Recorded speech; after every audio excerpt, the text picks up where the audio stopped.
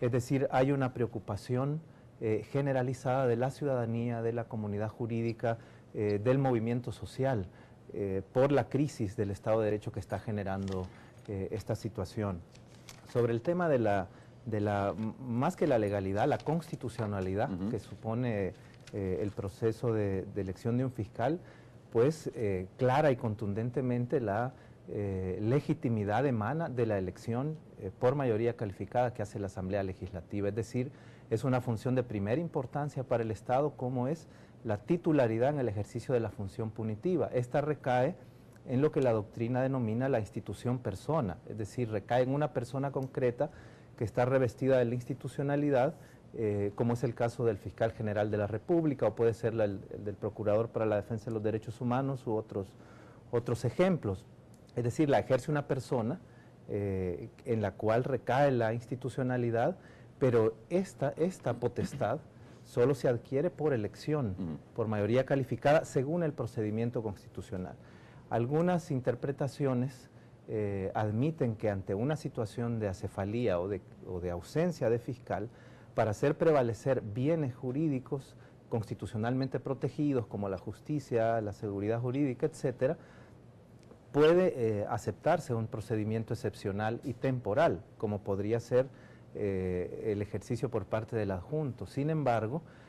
aún a pesar de esa interpretación, la interpretación que considera inconstitucional la actuación del adjunto también es sostenible jurídicamente, constitucionalmente y también válida.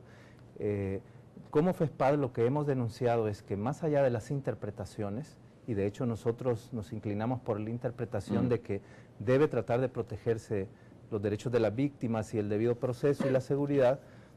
consideramos que hay que analizar también la realidad objetiva y lo que se está produciendo es un deplorable fraude a la Constitución. Es decir, una cosa es que por motivos no previstos se produzca cefalía y deba recurrirse temporalmente a un procedimiento excepcional, y otra es que como fuerza política, en este caso el Partido Arena, instale un funcionario de su propio gobierno cuestionado en materia de derechos humanos, director de políticas de seguridad fracasadas y violatorias de derechos humanos, lo instale como fiscal adjunto semanas antes, previendo entrampar la elección a favor de sus intereses, para después mantenerlo como fiscal indefinido, que es precisamente una situación que se dio hace 3 años. Yo pienso categóricamente... la llegada de Astor Escalante a la Fiscalía General, como adjunto, mejor dicho, ¿es parte de una estrategia ya del partido? Yo respondo categóricamente que sí, creo que es evidente, la cadena de hechos nos revela eso. Astor Escalante es un funcionario de partido que atiende ese tipo de intereses, Garritz Safi lo era, lo instala como su adjunto y preparan este fraude a la Constitución que hoy les permite mantenerlo indefinidamente sin legitimidad constitucional, y en nombre de ese incumplimiento de los diputados y de ese fraude,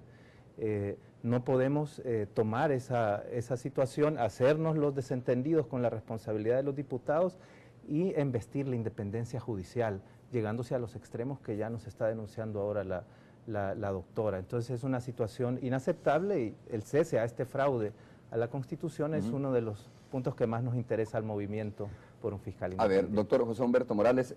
¿por qué hay tanta resistencia desde el análisis que hace la Facultad de Jurisprudencia y Ciencias Sociales de la Universidad de El Salvador? ¿Por qué hay tanta resistencia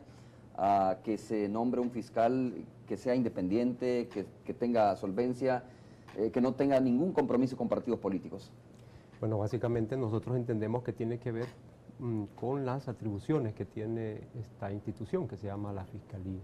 Es decir, de repente han pasado 20 años, han sucedido una serie de situaciones donde, digamos, el tema de la justicia no ha sido uno de los temas, digamos, preferidos por ninguna de las administraciones gubernamentales. ¿Cuántos casos, digamos, se han quedado básicamente impunes? Cómo se ha fortalecido, por ejemplo, el crimen organizado y el crimen institucionalizado, el llamado crimen de cuello blanco, que en la actualidad, frente a esa posibilidad de cambio de gobierno, en realidad lo que puede venir es precisamente un examen de todo ese tipo de situaciones que se han sucedido en el pasado, y particularmente en el pasado inmediato, que pueden poner, digamos, en perspectiva, bajo la óptica de la Administración de Justicia, los propios comportamientos de algunos funcionarios. Tal como lo expresa David, nosotros también igual compartimos que esto que está sucediendo en la actualidad no es una casualidad, ¿verdad? No es el resultado simple y sencillamente de una pugna de fuerza, digamos, en el seno de la Asamblea Legislativa, sino que es resultado precisamente, tal como usted lo expresaba, de una estrategia. Es decir, la llegada de Astor Escalante, desde el momento en que Astor Escalante llega a la Fiscalía, es nombrado como fiscal adjunto, es decir, precisamente buscaba el que este tipo de situaciones se prolongara, digamos, en el tiempo, de tal suerte que todos siguiésemos aceptando que él pudiese ser el fiscal, ¿verdad? El fiscal general. Incluso la insistencia, no solo del licenciado Escalante, sino de algunos personeros del Partido Arena, de preservarlo en la lista, ¿verdad?, de posibles seleccionados o elegibles para ese cargo, son expresión precisamente de esto. Nosotros igual, digamos, lo que está pasando con la posición de la licenciada Lino y con la posición de otros jueces, que nos parece que lo que están haciendo precisamente es hacer interpretación conforme a la Constitución, y desde luego en esto se provoca, digamos, una contradicción con la posibilidad de tutela de bienes tan importantes como la seguridad jurídica o el acceso a la justicia a la gente, que ahí se expresa, digamos, una contradicción en este momento que sería insoluble. Es, digamos, responsabilidad no de los jueces, e inclusive, quiero decir, hay una situación bien difícil de los agentes fiscales, ¿verdad?, que no pueden acreditar personería alguna porque funcionan por delegación, sino más bien de la Asamblea Legislativa, que se resiste, ¿verdad?, se resiste a entender que es una obligación constitucional, y con ello, digamos, no solo se está expresando un fraude, como dice muy bien David Morales, sino que aquí está habiendo una violación directa, digamos, a la Constitución por parte de quienes se supone deben ser uno de sus principales defensores, como es en este caso la Asamblea. Por ello nosotros sí creemos que hay que incentivar, digamos, a la ciudadanía, porque cada vez más, o cada día, digamos, que pasa, esta situación de imposibilidad de acceso a la justicia de parte de nosotros, los ciudadanos y ciudadanos,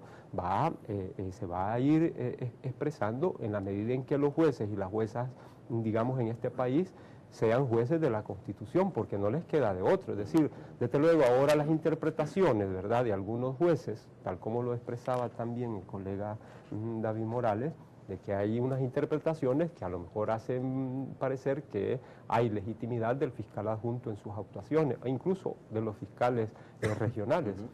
y que ese poder que se les delegó en determinado momento se pueden prolongar de manera indefinida en el tiempo, pero desde luego esas interpretaciones pueden ser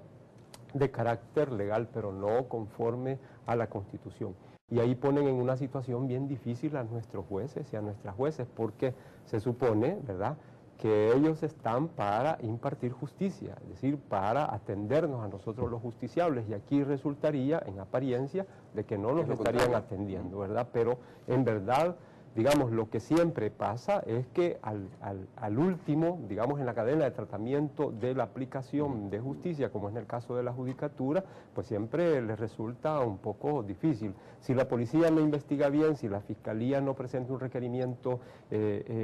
suficientemente fundado, pues al final de cuentas quien tiene que calificar todo eso es un juez. Y aquí en este caso un juez o una jueza está obligada, desde nuestra perspectiva, a considerar, ¿verdad?, la acreditación de la personería jurídica de un agente fiscal que presente un requerimiento. Y desde luego declarar, ¿verdad?, a partir de eso la procedencia o improcedencia del mismo. Bueno, tengo que hacer la primera pausa comercial, vamos a regresar en breve. David, en el primer bloque usted dijo que se está haciendo un fraude, se está articulando un fraude y una violación a la Constitución, ¿no?, por esta situación que se está dando por la no elección a tiempo del fiscal general de la República. Desde el punto de vista de FESPAD, ¿quién es el que está propiciando esta situación de irregularidad, de violación a la Constitución?